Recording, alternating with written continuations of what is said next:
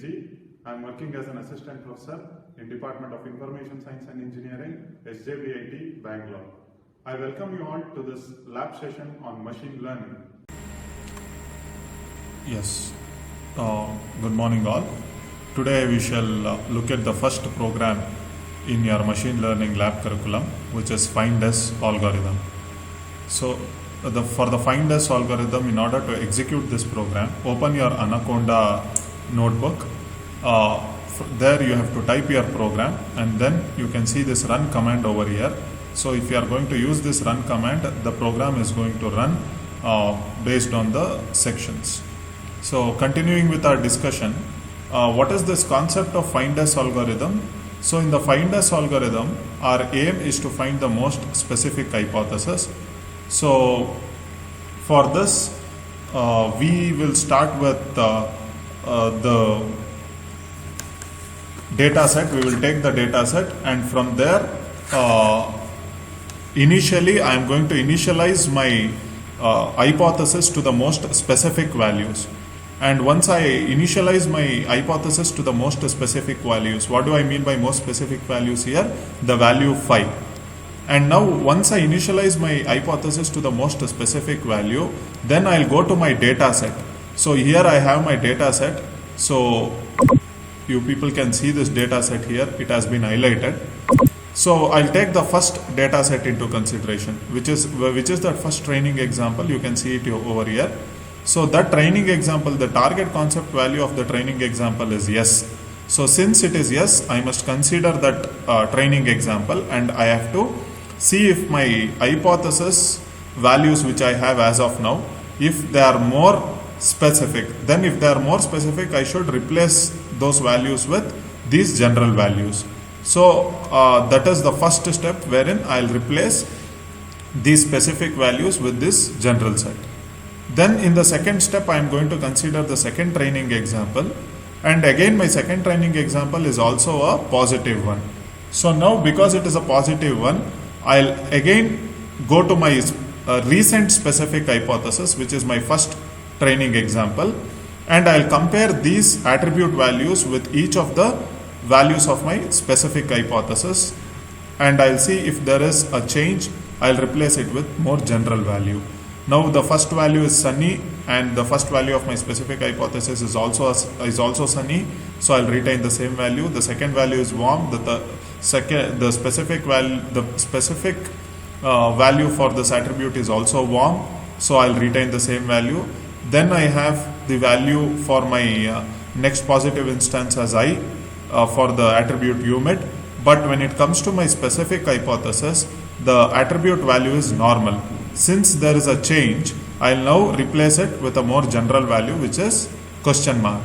Okay, what does that mean? It means that this attribute humid can take any value. Okay, in order that is for the target concept to be true.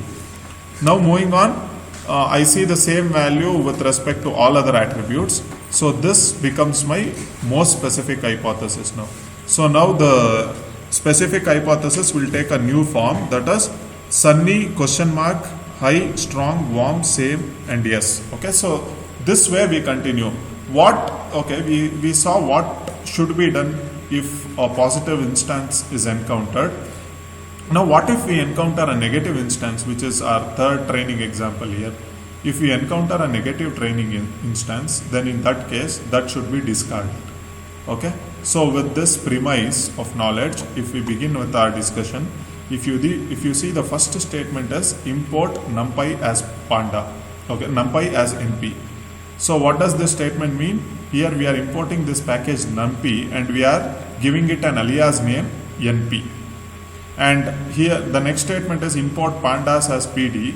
Here we are importing the package panda, and we are renaming it as pd. And then we are reading a CSV file. So CSV stands for comma separated file. So what do we have in this file? Actually, we are having this data set which you see over here, this highlighted part.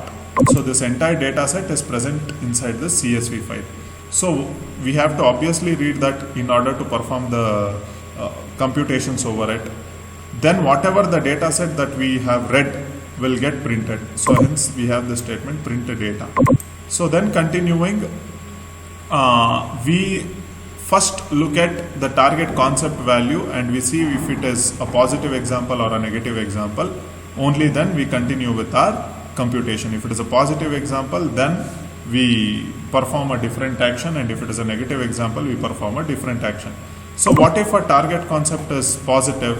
If the target concept is positive, then I'll take that particular target example and I'll compare it with my specific hypothesis. If the target example values are found to be more general, then I replace those general values with to my specific hypothesis. And then in the next statement, if you see here, so if finally the hypothesis which I have chosen, okay, if it is having question mark, it means that it is the most general attribute, that it can receive or it can take any values. So finally, after the entire process, I am going to print the maximally specific hypothesis. So here I have the final output wherein the final hypothesis will be of this form.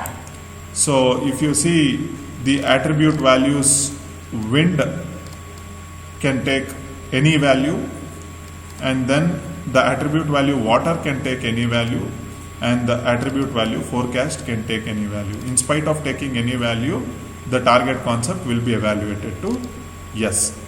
So this was our first program. So thank you. Let us discuss the next program in the coming lab session.